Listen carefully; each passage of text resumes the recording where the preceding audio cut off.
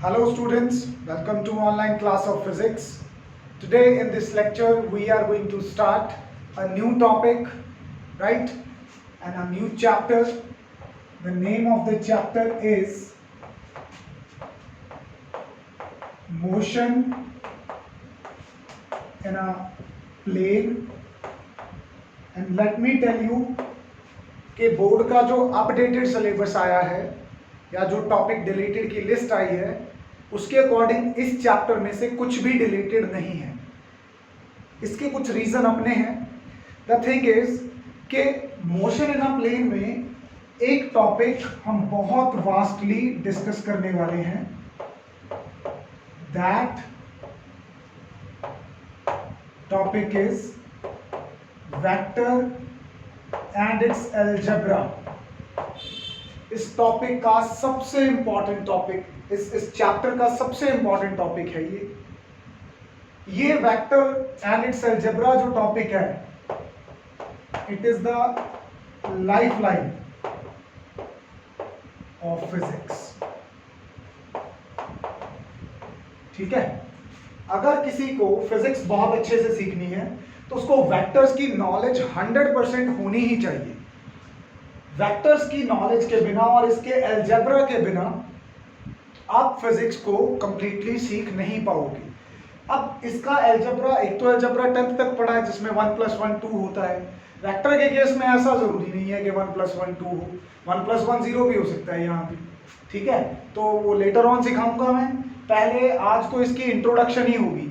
Vector क्या होते हैं, वो सिंपल सी डेफिनेशन तो आप सबको पता है, कैसे रिप्रेजेंट करते हैं उनको, उनकी टाइप्स क्या क्या हैं। ठीक है, ये सब चीज़ों के बारे में आज डिस्कस करेंगे। ठीक है, एक बार आपके बेसिक स्ट्रॉन्ग हो गए, एक बार ABC सीख ली, उसके बाद वर्ड्स बनाने में, सेंटेंस बनाने में, पैराग्राफ बनाने में कोई मुश्किल नहीं आएगी। So let's start motion in a plane. Motion in a plane में टॉपिक्स को सीखने के लिए, कॉन्सेप्ट्स को सीखने के लिए पहले मुझे वेक्टर अलजेब्रा सीखना होगा। तो मुझे पता है कि जो फिजिकल क्वांटिटीज होती हैं, क्या होती हैं फिजिकल क्वांटिटीज जिनको हम मेजर कर सकते हैं, वो दो टाइप की होती हैं। कौन कौन सी? एक तो फंडामेंटल, ये हम पढ़ चुके हैं, और दूसरी होती है डिराइव्ड। डिराइव्ड आगे किसकी बनी होती है? फंडामेंटल की बनी होती है। ये तो कैटेगराइजेशन होगी अकॉर्डिंग टू देयर फॉर्मेशन, कैसे बनती हैं। How do they behave? Do they need direction to tell along with them, और they can be told without direction? According to that जो हमारे पास फिजिकल क्वांटिटीज हैं उनकी दो कैटेगरीज हमारे पास और हैं, एंड दोज कैटेगरीज आर, कौन कौन सी हैं वो? Scalars and vectors. तो सबसे पहले हम इनके बारे में डिस्कस करने लगे हैं, स्केलर्स एंड वेक्टर्स के बारे में। ठीक है, नो डाउट आपको लोअर क्लासेस से डेफिनेशंस पता हैं, फिर भी मैं एक बार इनके बीच में डिस्टिंक्शन लाइन क्रिएट कर दूं ताकि इनको सीखने में आपको कोई प्रॉब्लम ना हो। राइट, स्केलर्स क्या होते हैं और वेक्टर्स क्या होते हैं? देखो बेटा, स्केलर्स और वेक्टर का मतलब है, स्केलर और वेक्टर क्वांटिटीज, ऐसी क्वांटिटीज जिनमें सिर्फ मैग्नीट्यूड चाहिए होता है, डायरेक्शन मैटर नहीं करती है कि किस तरफ जा रहा है। ठीक है, उन क्वांटिटीज को किस कैटेगरी में रखा जाता है? स्केलर्स में। जिन क्वांटिटीज में magnitude as well as direction दोनों चीजें मैटर करें, ऐसी क्वांटिटीज को वेक्टर क्वांटिटीज कहा जाता है।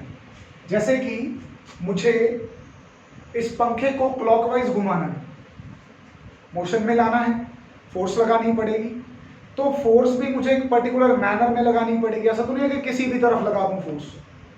ठीक है, या तो क्लॉकवाइज घूमेगा पंखा या एंटी क्लॉकवाइज घूमेगा। It will rotate only with the help of force in a particular manner. इस टेबल को अपने से हटा के दूर करना है तो एक पर्टिकुलर डायरेक्शन में फोर्स लगानी पड़ेगी। ठीक है, तो वहां पे मैग्नीट्यूड, कितनी फोर्स लगानी है और किस डायरेक्शन में लगानी है, ये इंपॉर्टेंट है। आपकी लाइफ में भी होता है। एक एग्जांपल मैं दे सकता हूँ, जैसे कि सपोज करो डॉक्टर ने आपको मॉर्निंग वॉक पे जाने के लिए कहा है, तो क्या ये मैटर करता है कि आप किस तरफ जाओ? Of course you will choose the काम पाथ, जहाँ पे शांति होगी, जहाँ पे एनवायरनमेंट अच्छा होगा, ठीक है, आप उस रास्ते पे सैर करने निकलोगे। बट सपोज आपके पास काफ़ी सारी ऑप्शंस हैं, तो आपको डॉक्टर ने कहा कि रोज 2 किलोमीटर सैर करनी है, ठीक है, तो आपके लिए वो 2 किलोमीटर मैटर करता है। 2 kilometre magnitude, number with a unit, number with a unit, 2 kilometre वो मैटर करता है। दूसरी तरफ एक सोल्जर है, ठीक है, उसको कमांड दी गई कि तुम्हें 5 किलोमीटर मूव करना है, तो उसका अगला सवाल क्या होगा कि किस डायरेक्शन में जाना है, नॉर्थ साउथ ईस्ट वेस्ट, किधर जाना है? तो जहाँ पे ये डायरेक्शन की ज़रूरत पड़ जाए हमें, ऐसी सिचुएशंस में हम क्वांटिटीज को क्या बोलते हैं? उनको वेक्टर्स बोलते हैं। जहाँ पे डायरेक्शन मैटर ना करे वहाँ पे स्केलर से काम चलता है। वेक्टर्स ज़्यादा इंफॉर्मेटिव होते हैं, ठीक है। यहाँ पे मोर इंफॉर्मेशन मिल जाती है। जैसे फॉर एग्जाम्पल मैं कहूँ कि John was moving at the speed of 40 kilometre per our, ये उसके मोशन के बारे में बताता है कि 40 की स्पीड से जा रहा है। John is travelling, John is riding his bike with speed 40 kilometre per hour towards west. तो साथ में डायरेक्शन बता दी, इसका मतलब ज़्यादा इंफॉर्मेशन मिल गई मोशन के बारे में। और क्या है इसमें डिफरेंस? स्केलर क्वांटिटी तभी चेंज करेंगी only when magnitude changes.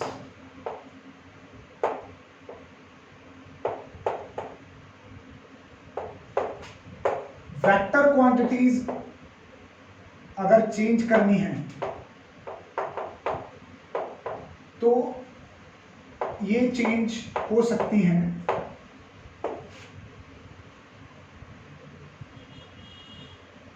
Changes with change in किस में? एक तो मैग्नीट्यूड में चेंज कर दो तो क्वांटिटी ही चेंज हो जाएगी, दूसरा डायरेक्शन में चेंज कर दो तो भी क्वांटिटी चेंज हो जाएगी, दोनों चेंज कर दो फिर तो चेंज हो ही जाएगी, ठीक है। स्केलर की एग्जांपल्स क्या है? मास, ठीक है, और क्या हो सकता है यहाँ पे? प्रेशर, पावर, ये सारी क्या है? स्केलर क्वांटिटीज है, इनमें डायरेक्शन की जरूरत नहीं पड़ती। जो वेक्टर्स हैं, फोर्स, डिस्प्लेसमेंट, वेलोसिटी, मोमेंटम, ये सारी क्वांटिटीज क्या है आपके पास? वेक्टर क्वांटिटीज की। तो स्केलर्स के बारे में तो कोई दिक्कत नहीं है। सिंपली आपने कहा कि मेरे हाथ में 1 किलो इस हाथ में, 2 किलो इस हाथ में, तो मेरे पास टोटल कितना मास है?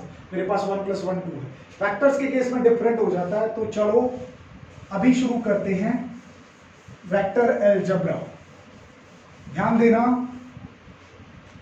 पहले मैं छोटी छोटी चीजें सिखाऊंगा, वही छोटी छोटी चीजें आपको बड़ी चीजों की तरफ ले जाएंगी। Vector algebra is a part of motion in a plane. जब तक वेक्टर अलजेब्रा नहीं आएगा मोशन इन अ प्लेन नहीं कर पाओगे, ठीक है। तो सबसे पहले आ जाता है जो पहली चीज डिस्कस करनी है मुझे, व्हाट इज अ वेक्टर, वो तो पता ही चल गया। Quantity which has magnitude as well as direction is called vector. Example पता चल गई। एक वेक्टर को रिप्रेजेंट कैसे किया जाता है? रिप्रेजेंटेशन ऑफ ए वेक्टर कैसे रिप्रेजेंट करना है सर, वो तो बता दो। एक तो आप न्यूमेरिकल सॉल्व करने के लिए डायग्राम्स बनाते हो, तो डायग्रामेटिकली कैसे रिप्रेजेंट करना है किसी वेक्टर को, ठीक है। फिर सर सिंबल्स भी तो होते हैं फिजिक्स में, तो सिंबॉलिकली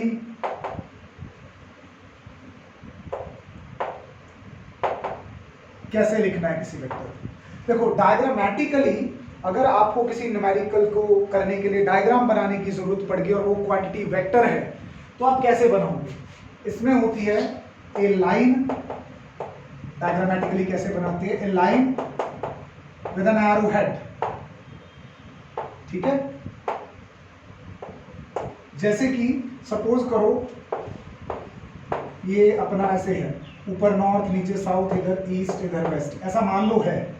तो हमें बताया गया है कि कोई बॉडी ने ओरिजिन से चल के ईस्ट की तरफ स्ट्रेट लाइन में 40 किलोमीटर कवर कर लिए। तो हमें बताना है कि उसकी जो डिस्प्लेसमेंट है उसको वेक्टर की फॉर्म में रिप्रेजेंट करना है डायग्रामेटिकली। तो इसके लिए मैं वेक्टर कैसा ड्रॉ करूंगा? अब 40 किलोमीटर लंबी लाइन तो नहीं ड्रॉ कर सकता, क्योंकि जो लाइन की लेंथ होती है, वो क्या रिप्रेजेंट करती है? मैग्नीट्यूड। और जो एरो हेड होता है वो क्या रिप्रेजेंट करता है? डायरेक्शन। तो सर आप तो 40 किलोमीटर बोल रहे हो, पहले 40 किलोमीटर की लाइन बनाओ। नहीं, मैं यहाँ पे स्केलिंग कर दूंगा। लेट्स से कि 1 किलोमीटर को 1 सेंटीमीटर यहाँ पे क्या कर रहा है? रिप्रेजेंट कर रहा है। जैसे वो एसएसटी में करते हो, आप ग्राफ बनाते हो ना, तो ग्राफ बनाते हो तो ग्राफ के ऊपर आप एक्चुअल थोड़ी दिखाते हो कि ये टेरिटरी इतनी दूर है, ये वो इतनी दूर है, तो आप एक स्केल ले लेते हो, ठीक है। तो अगर 1 किलोमीटर 1 सेंटीमीटर के द्वारा रिप्रेजेंट किया जाता है, तो 10 किलोमीटर जो है 1 सेंटीमीटर के द्वारा रिप्रेजेंट किया जाता है, तो 40 किलोमीटर के लिए आपको कितनी लाइन बनानी होगी? 4 सेंटीमीटर। तो 4 सेंटीमीटर एक लंबी लाइन बना दी। किस तरफ जा रहा है? ये लेंथ क्या बता रही है? उसका मैग्नीट्यूड 4 सेंटीमीटर। 4 सेंटीमीटर माने 4 किलोमीटर। तो ये किस तरफ जा रही है? ईस्ट की तरफ जा रही है। अब ईस्ट किधर है? उधर को है, तो ये लो इधर बन गया एरोहेड, ठीक है। तो एक वेक्टर को डायग्रामेटिकली कैसे दिखाते हैं? Line with an arrowhead. Line की लेंथ क्या रिप्रेजेंट करती है? मैग्नीट्यूड। जितनी लेंथ ज्यादा होगी मतलब उसका मैग्नीट्यूड इतना ज्यादा है। अब सपोज करो राम और श्याम ने एक टेबल पे फोर्स लगाई। राम ने लगाई 40 न्यूटन और श्याम ने लगाई 30 न्यूटन। तो राम की फोर्स को रिप्रेजेंट करने के लिए मैं एक बड़ा वेक्टर ड्रॉ करूंगा और श्याम की फोर्स को रिप्रेजेंट करने के लिए मैं एक छोटा वेक्टर ड्रॉ करूंगा। बड़ा वेक्टर मतलब ज्यादा मैग्नीट्यूड, छोटा वेक्टर मतलब कम मैग्नीट्यूड। ये बात ध्यान में रखना, इट इज एप्लीकेबल एवरीवेयर। तो ये तो बच्चे बात हो गई कि डायग्रामेटिकली कैसे रिप्रेजेंट करेंगे। अब सिंबॉलिकली कैसे रिप्रेजेंट करेंगे? जैसे फोर्स का सिंबल F है ना, तो अगर मुझे फोर्स वेक्टर लिखना है तो मैं कैसे लिखूंगा? ऐसे ऊपर एक एरो हेड डाल दूंगा। वेलोसिटी है, वेलोसिटी वेक्टर है, उसका सिंबल है V। तो ये तो स्पीड का भी है, ठीक है। तो वेलोसिटी वेक्टर कैसे लिखूंगा? ऐसे, ठीक है। मोमेंटम, अब 9th स्टैंडर्ड से अपने को पता है कि मोमेंटम को स्मॉल p से लिखते हैं, तो मोमेंटम वेक्टर को कैसे लिखूंगा? ऐसे वेक्टर डाल के। तो अगर मुझे कोई फोर्स वेक्टर लिखने को कहे, मैं सिंबॉलिकली उसको ऐसे लिख दूंगा। ये ऐसे एरो हेड वाले सिंबल्स हम यूज करते हैं जब हम लिखते हैं। जब हम कंप्यूटर पे काम करते हैं ना, कंप्यूटर पे मुझे एफ वेक्टर डालना है, सपोज करो टाइप्ड पेपर बनते हैं आपके या कुछ भी बुक बन रही है, तो ऊपर में से वेक्टर डालना इज लिटिल डिफिकल्ट। वहां पे हम पता है क्या करते हैं? आपकी एनसीईआरटी क्या करती है? एनसीईआरटी के अंदर या कंप्यूटर टाइपिंग में, उसमें ना हम सिंबल को बोल्ड कर देते हैं। मतलब ऐसे जैसे मुझे फोर्स लिखना है, तो बाकियों को अगर मैं ऐसे ए बी सी को ऐसे लिखूंगा, तो मैं फोर्स को ऐसे थोड़ा बोल्ड करके लिखूंगा ऐसे। तो बोल्ड लिखे होने का मतलब भी वेक्टर क्वांटिटी है वो, ऐसे एरो हेड लिखे होने का भी मतलब वेक्टर क्वांटिटी है, ठीक है। तो चाहे बोल्ड लिख दो, चाहे उसको कैसे लिख दो, एरो हेड के साथ लिखो। अब जब ऐसे बोल्ड लिखने की कोशिश करोगे तो तुम्हारा टाइम वेस्ट होगा। कंप्यूटर पे ये करना आसान होता है, कमांड देके बोल्ड कर देना होता है उसको, ठीक है। तो अगर सिंबॉलिकली आप हैंडराइटिंग लिख रहे हो तो ऊपर एरो हेड डाल दो। कंप्यूटर टाइपिंग है या एनसीईआरटी बुक देखोगे उसमें जो बोल्ड करके लिखा होगा मतलब वो वेक्टर है। तो ये होगी रिप्रेजेंटेशन। अब कुछ इंपॉर्टेंट डेफिनेशंस डिस्कस करेंगे, ठीक है। इंपॉर्टेंट डेफिनेशंस हैं हमारे पास कुछ। इन डेफिनेशंस को ध्यान से सुनना, ये डेफिनेशंस आ गई तो आपका काफी काम हो जाएगा।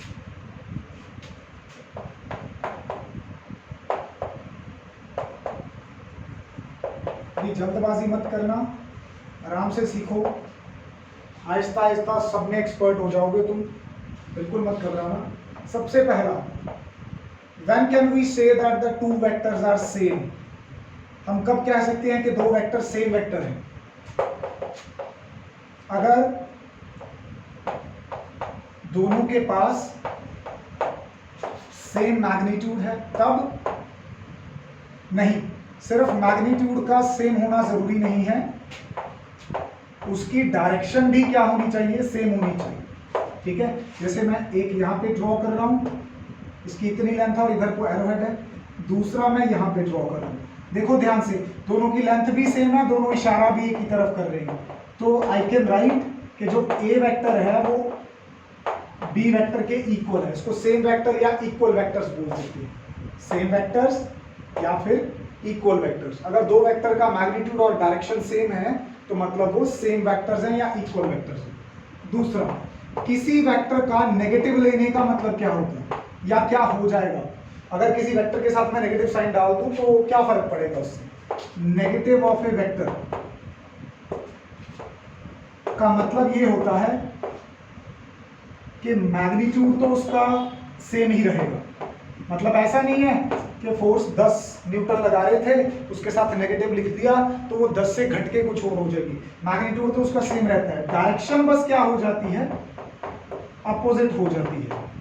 मतलब इमेजिन करो कि इधर नॉर्थ साउथ, इधर ईस्ट है, इधर वेस्ट है, तो अगर मैं कहूं कि ईस्ट की तरफ कोई चीज 40 किलोमीटर ट्रैवल कर रही थी तो उसको ऐसे रिप्रेजेंट कर दिया इस एरो से, ये रिप्रेजेंट करता है लेंथ, उसकी रिप्रेजेंट करती है मैग्नीट्यूड, और हेड रिप्रेजेंट करता है कि ईस्ट की तरफ है। अब मुझे इसका नेगेटिव लेना पड़ गया, मुझे इसका क्या लेना पड़ गया, नेगेटिव, तो रहेगा तो ये 40 किलोमीटर ही, पर अब किस तरफ मूव हो जाएगा इसका, अब इसका वेस्ट की तरफ मूव हो जाएगा। तो अगर आपके पास दो वेक्टर हैं, मतलब आपके पास सपोज करो कि ए वेक्टर था, ठीक है, इस ए वेक्टर का आपने अब क्या ले लिया, नेगेटिव ले लिया, तो ये एक और नया वेक्टर बन जाएगा, नया वेक्टर बन जाएगा। क्या फर्क पड़ेगा, क्या नयापन आ जाएगा इसमें, लेंथ तो इसकी सेम रहेगी, बस डायरेक्शन क्या हो जाएगी, उल्टा। तो इस नए वेक्टर को नाम दे दिया मैंने बी का, यानी कि नया vector is equal to negative of पुराना वेक्टर। आपको 9th में याद होगा, आप action and reaction are equal and opposite लिखते थे कि नहीं लिखते थे, न्यूटन थर्ड लॉ। अब तो ये नए सिलेबस से डिलीट हो गए, ठीक है, इक्वल एंड अपोजिट। तो अगर एक्शन फोर्स F1 है, ठीक है, और रिएक्शन फोर्स F2 है, दोनों इक्वल भी हैं और अपोजिट भी हैं, तो इक्वल तो ये आ गया, अपोजिट डालने के लिए आप क्या करते थे, यहाँ पे नेगेटिव साइन डाल देते थे। F1 is equal to negative of F2 का मतलब है कि F1 और F2 मैग्नीट्यूड वाइज तो इक्वल है, मैग्नीट्यूड दोनों का क्या है, इक्वल है, बट नेगेटिव साइन ये बता रहा है कि F2 की डायरेक्शन F1 से उल्टा है। अगर F1 लेफ्ट टू राइट जा रहा है तो F2 राइट टू लेफ्ट आ रहा है, ये बात आपको ध्यान में रखनी है, ठीक है। दो डेफिनेशन समझ में आ गई। अभी 6th स्टैंडर्ड में आप नंबर्स का मॉडुलस निकालते थे, याद आ गया आपको। जैसे मुझे क्वेश्चन देती थी मेरी टीचर कि -5 का मॉडुलस निकालो, तो मैं क्या करता था, उसको ऐसे दो डंडों के बीच में रख देता था और इज इक्वल टू क्या लिख देता था, 5। और मेरी टीचर कभी कभी कहती कि +3 का मॉडुलस निकाल के बताओ कितना आएगा, तो +3 को भी ऐसे मैं डंडों में रखता था दो वर्टिकल लाइंस में, और आंसर क्या लिख देता था, 3। तो ये मैं क्या निकाल रहा था यहाँ पे, ये मैं उसका मॉडुलस निकाल रहा था। तो मॉडुलस निकालने का मतलब होता है किसी चीज की वैल्यू बताना। पॉजिटिव और नेगेटिव यहाँ पे क्या बताते थे कि अगर एक नंबर लाइन है, बीच में 0 है, और अगर मैं +3 की बात कर रहा हूँ तो ये किस तरफ पड़ा है, +3 राइट की तरफ पड़ा है, और नेगेटिव का मतलब था ये किस तरफ पड़ा है, ये लेफ्ट की तरफ पड़ा है। मतलब आपको ध्यान में नहीं था, लेकिन वहां पे भी पॉजिटिव और नेगेटिव साइन सिर्फ उनकी डायरेक्शंस बताने के लिए होते थे, कि नेगेटिव मतलब लेफ्ट को, पॉजिटिव मतलब राइट को। तो अभी यहाँ पे आप सेम ध्यान रखना, अगर आपसे मॉडुलस ऑफ ए वेक्टर पूछ लिया जाए तो उसका क्या मतलब है।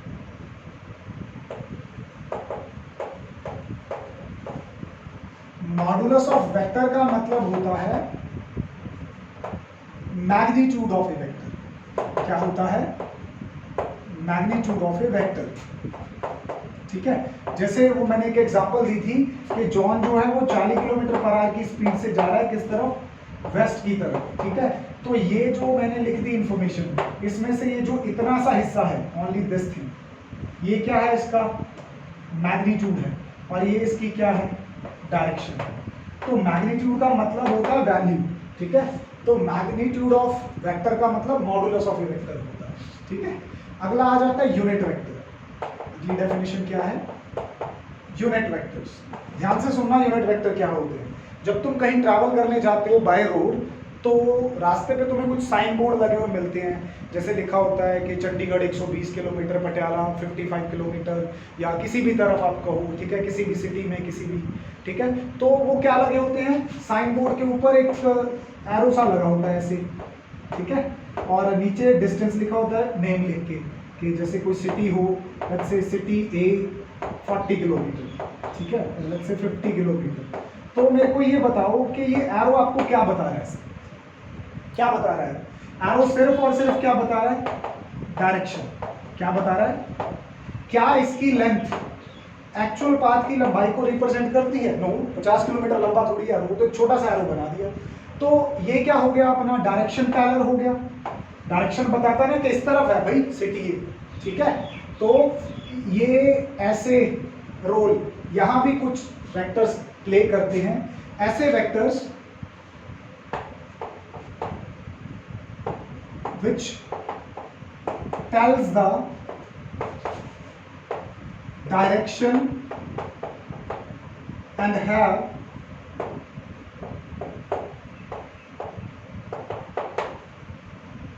यूनिट मैग्नीट्यूड, मतलब उनका जो मॉडुलस होता है, उनकी जो वैल्यू होती है वो यूनिट ही होती है। अगर ये डिस्टेंस है एसआई सिस्टम में तो 1 मीटर होगी, अगर ये वेलोसिटी है तो 1 मीटर पर सेकेंड होगी, ठीक है। तो एक यूनिट मैग्नीट्यूड होता है इनका, और ये सिर्फ किस चीज़ का काम करते हैं? डायरेक्शन बताने का काम करते हैं। अब इसको निकालने का फॉर्मूला क्या है? अच्छा, यूनिट वेक्टर को रिप्रेजेंट कैसे करते हैं?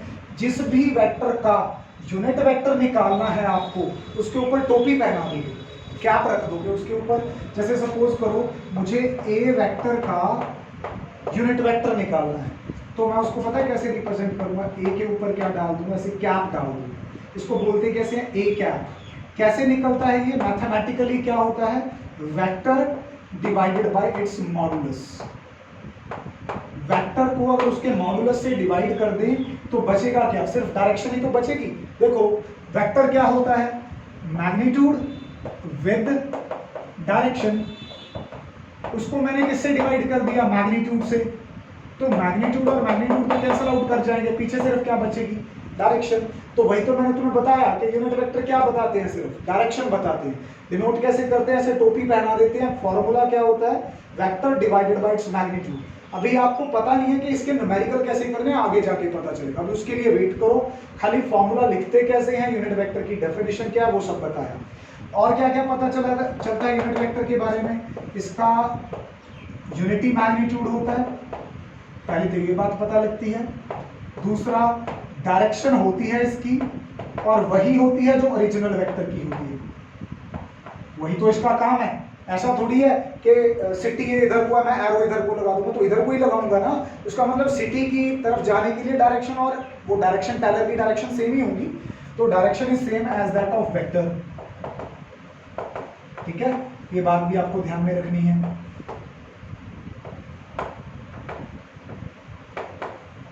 तीसरी चीज, डायमेंशनलेस होता है यूनिट वेक्टर। क्यों? जो ए वेक्टर की डायमेंशन होगी वही उसके मॉडुलस की होगी। ऊपर अगर डिस्टेंस है, नीचे भी डिस्टेंस है, तो यूनिट्स कट जाएंगी। तो डायमेंशनलेस होता है। एज वेल एज यूनिटलेस भी होता है। यूनिट भी नहीं होती इसकी कोई। क्यों? ऊपर वाली यूनिट से नीचे वाली यूनिट कट जाएगी, सेम वैल्यूज है।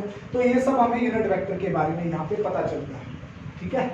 आप समझ में आ गई? तो यहाँ से ये भी पता चलता है कि वेक्टर क्या होता है। अगर इसको इधर ले आऊं तो वेक्टर होता है मॉडुलस इनटू डायरेक्शन। वही तो हम शुरू से कहते आ रहे हैं, ठीक है ना। अच्छी चीजें समझ में आ रही हैं बेटा? बेसिक है, बहुत इंपॉर्टेंट। डेफिनेशन याद कर लो, न्यूमेरिकल्स तुम्हारे फिंगर टिप्स पे होंगे। चलो ये पता चल गया। अभी आगे बढ़ते हैं। आगे हम बताएंगे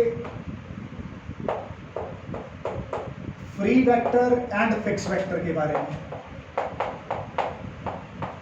ठीक है। कई बार फ्री वेक्टर को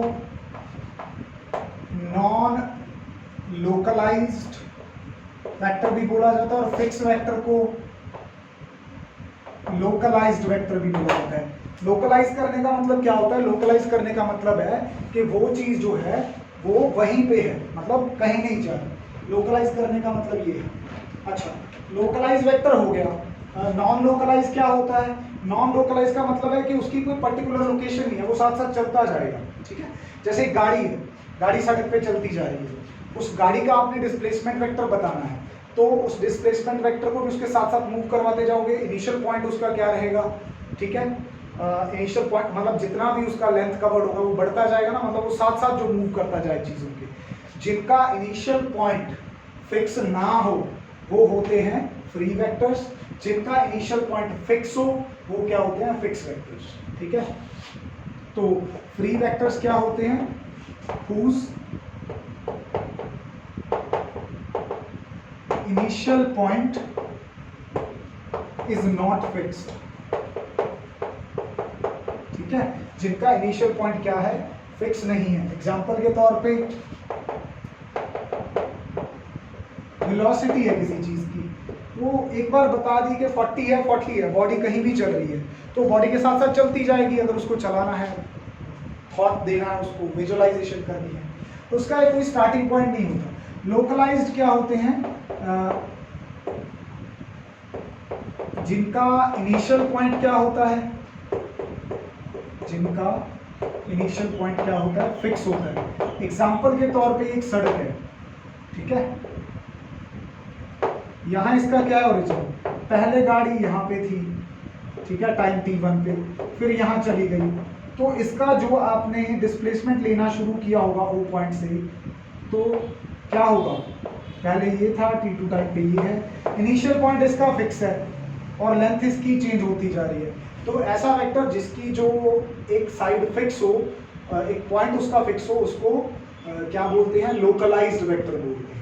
एग्जांपल मैंने दोनों की बता दी, जैसे यहाँ पे क्या है, डिस्प्लेसमेंट वेक्टर, ये तो इनके नाम भी बता देंगे आपको। चलो अभी आगे चलते हैं। ऐसे देखो काफी सारी टर्म्स है मेरे पास, अभी गिव अप मत करो, फटाफट से सीख लो, कुछ ज्यादा तो है नहीं, इनके तो नाम बताते जा रहे हैं, ठीक है। अगला क्या है, कोलिनियर वेक्टर्स, और उसके बाद मैं एक्सप्लेन करूंगा कोप्लेनर वेक्टर्स। ऐसे vectors which acts along same line whether parallel हो या फिर एंटी पैरेलल हो, लेकिन एक ही लाइन के अलॉन्ग काम कर रहे हैं। ऐसे वेक्टर्स को क्या बोलते हैं, कोलिनियर वेक्टर्स बोलते हैं। मतलब ये ऐसे भी काम कर रहे हो सकते हैं, वेक्टर ए वेक्टर बी एक ही लाइन में है लेकिन एक ही डायरेक्शन में है, ठीक है, मतलब पैरेलल है, ऐसे भी हो सकते हैं, ठीक है। अब एक ऐसे है, दूसरा ऐसे है, मतलब दोनों की डायरेक्शन सेम नहीं है, एक दूसरे के एंटी पैरेलल है, एक उधर को जा रहा है एक इधर को, लेकिन है ये कोलिनियर ही, एक ही लाइन के अलॉन्ग करें, भले पैरेलली काम करें भले एंटी पैरेलली काम करें, उन एक ही लाइन को लीनियर, ठीक है। अगर एक ही लाइन के अलॉन्ग काम करते हैं तो इनको लाइक वेक्टर्स भी कहा जाता है, मतलब पहले का हेड दूसरे की टेल के साथ हो, एक वेक्टर का हेड दूसरे की टेल के साथ चलता जाए या प्रेजेंट हो तो उसको बोलते हैं लाइक वेक्टर्स। अगर एक का हेड और दूसरे का हेड आपस में भिड़े, मतलब इस तरह से, या एक की टेल दूसरे की टेल के साथ भिड़े, तो इनको बोलते हैं अनलाइक वेक्टर्स। ये छोटी छोटी बातें बहुत काम की हैं, मैं आगे सारी पूछूंगा तुमसे। Act along the same line, parallel या एंटी पैरेलल हो सकते हैं। पैरेलल का मतलब एंगल उनके बीच में कितना है, 0, थीटा एंगल कितना है 0। अगर एंटी पैरेलल है तो थीटा कितना है, उनके बीच में एंगल कितना है 180, ठीक है। तो लीनियर वेक्टर समझ में आ गया। आगे आ जाते हैं, फिर से एक ऐसी ही डेफिनेशन है सिंपल सी, वो होते हैं को-प्लेनर वेक्टर्स। देखो को का मतलब एक साथ, प्लेनर का मतलब plane, vectors which act in same plane, जो एक ही प्लेन के अंदर काम करें उन सबको कोप्लेनर वेक्टर्स कहा जाता है। सपोज करो इस फ्लोर पे चींटियां हैं, ठीक है, तो एक चींटी ऐसे जा रही है स्ट्रेट लाइन में, एक चींटी ऐसे जा रही है, एक चींटी ऐसे जा रही है, तो इनके जो डिस्प्लेसमेंट वेक्टर्स हैं वो फर्श पे लाई कर रहे हैं सबके, तो इसका मतलब वो सारे वेक्टर्स क्या है, कोप्लेनर वेक्टर्स हैं। कोप्लेन एक ही प्लेन में लाई कर रहे हैं। लेकिन अगर वहाँ पे मक्खियाँ भी उड़ रही हैं वो तो इस प्लेन में होंगे, किसी और प्लेन में। They are not flying in the plane of the floor, वो तो ऊपर भी आ रहे हैं, तो वो डिफरेंट प्लेन्स में हैं। तो अगर एक ही प्लेन में है तो उनको क्या बोलेंगे, collinear vectors, right. Next term जो मुझे आपको बतानी है कोप्लेनर वेक्टर्स के साथ, अगली टर्म बतानी है मुझे को इनिशियल वेक्टर्स और को टर्मिनस वेक्टर्स। देखो बेटा, मैंने बताया कि एक वेक्टर को कैसे रिप्रेजेंट करते हैं, इस तरह से line with an arrow head. तो ये जो होता है ना, इसको बोलते हैं टेल, या इनको क्या बोलते हैं, इसको बोलते हैं हेड। ध्यान रखना इस बात का। तो को इनिशियल वेक्टर्स वो होते हैं जो एक ही पॉइंट से शुरू हो, जैसे बल्ब से लाइट की किरणें ऐसे बाहर निकलती हैं सभी डायरेक्शन में, तो इनकी जो डिस्प्लेसमेंट है एक ही पॉइंट से शुरू हो रही है और फैल रही है आगे की तरफ। तो को इनिशियल वेक्टर्स वो होते हैं जिनकी जो टेल है वो एक कॉमन पॉइंट पे अटकी हुई है, ठीक है। को टर्मिनस वेक्टर वो होते हैं जिनके टर्मिनल्स, इनके हेड एक ही पॉइंट पे आगे टकरा जाए, जैसे सभी डिफरेंट डायरेक्शन में भाग के आ रहे थे, एक ही पॉइंट के अराउंड इकट्ठा होना था, तो सबका मुंह एक ही पॉइंट की तरफ था। तो ऐसे वेक्टर्स को क्या बोलते हैं, को टर्मिनस वेक्टर बोलते हैं। टर्मिनस मतलब जहां पे जाके उनकी हेड मिलेंगे उस पॉइंट पे, जिनके टेल्स वहां से स्टार्ट हो रहे हैं उनको क्या बोलते हैं, को इनिशियल वेक्टर्स। चलो बेटा, 3 डेफिनेशंस और हैं, then we will wind off this today's lecture. अगला है पोलर वेक्टर्स, और इसके कंपैरिजन में मैं आपको एक्सप्लेन करूंगा एक्सियल वेक्टर्स।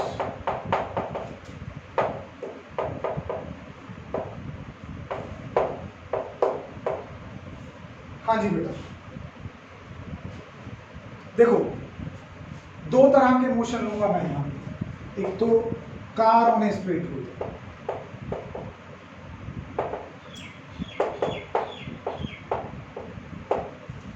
एक लूंगा मैं रोटेशन ऑफ फैन। दोनों के मोशन में क्या फर्क है, ये रेक्टिलिनियर मोशन है, वो रोटेशनल मोशन है। अगर तो कोई वेक्टर जो है उसका एक स्टार्टिंग पॉइंट है, ठीक है, और वो in the direction of motion ऐसे चलता जा रहा है बॉडी के साथ, ठीक है, एक फिक्स पॉइंट है स्ट्रेट लाइन में, बॉडी की मोशन की डायरेक्शन में जा रहा है, तो ऐसे वेक्टर को हम क्या बोलते हैं, पोलर वेक्टर। जैसे कि यहाँ पे अगर मैं गाड़ी की डिस्प्लेसमेंट देखूं स्कोप पॉइंट से, इसका मतलब डिस्प्लेसमेंट वेक्टर्स क्या होते हैं, पोलर वेक्टर्स होते हैं। एक आते हैं एक्सियल वेक्टर्स। एक्सियल वेक्टर्स जिस मैनर में मोशन हो रहा होता है उधर नहीं होते, बल्कि उस एक्सिस की तरफ होते हैं जिसके अबाउट मोशन हो रहा है। जैसे ये पंखे का वो पाइप है, इसके अबाउट पंखा ऐसे घूम रहा है, इन दिस मैनर पंखा ऐसे घूमता जा रहा है।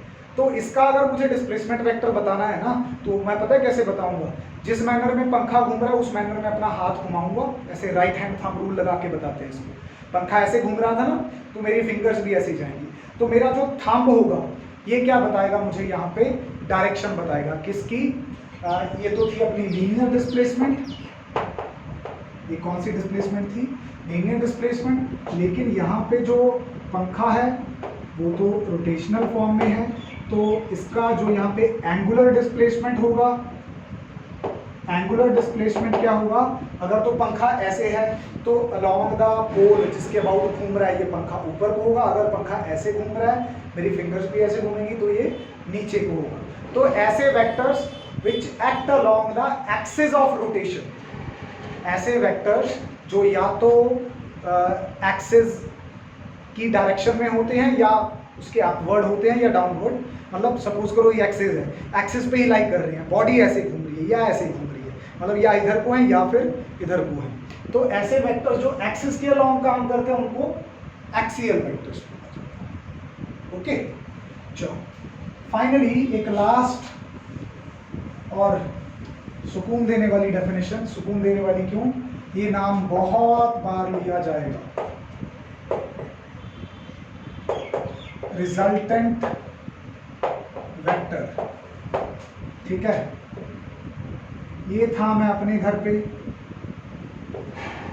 ये मैं स्ट्रीट में गया, यहाँ से आया मोड़,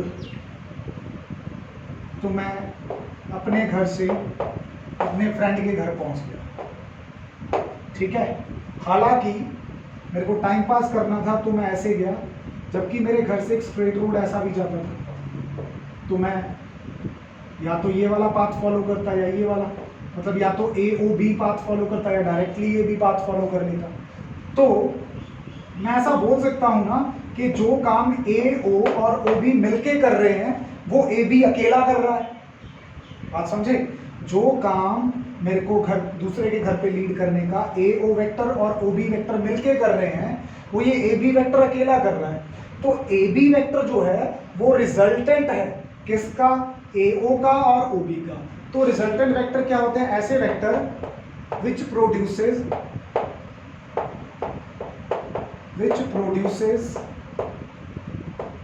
same effect as produced by individual vectors together। मतलब जो असर ये दोनों वेक्टर मिलके दिखाते हैं ए से बी तक जाने का, वो असर ये ए बी अकेला भी दिखा सकता है। तो मैं ऐसा बोलूंगा A B is the resultant of, A B vector जो है ये रिजल्टेंट है किसका? ए ओ वेक्टर का और ओ बी वेक्टर, ठीक है। तो इसको रिजल्टेंट वेक्टर बोलते हैं। Well, this was all about the introduction to the vectors. अगला लेक्चर बहुत इंपॉर्टेंट होने वाला है, बहुत टेक्निकल चीजें सीखेंगे। So let's meet soon in the next video. Till then take care of yourself. Good bye.